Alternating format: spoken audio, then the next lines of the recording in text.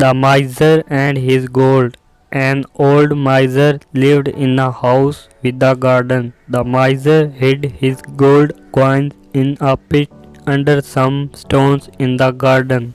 Every day before going to bed, the miser went to the stones where he hid the gold and counted the coins. He continued this routine every day, but not once did he spend the gold he saved.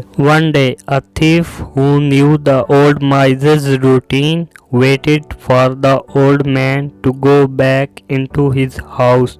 After it was dark, the thief went to the hiding place and took the gold. The next day, the old miser found that his treasure was missing and started crying loudly. His neighbor heard the miser's cries and inquired about what happened. On learning what happened, the neighbor asked, "Why didn't you save the money inside the house?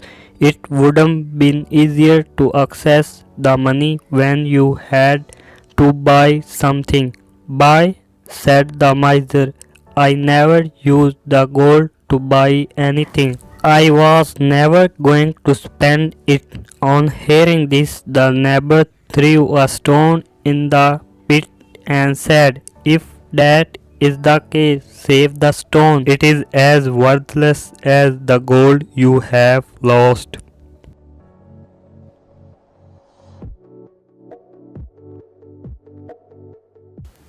Moral: a possession is just as worthy of what it is used for.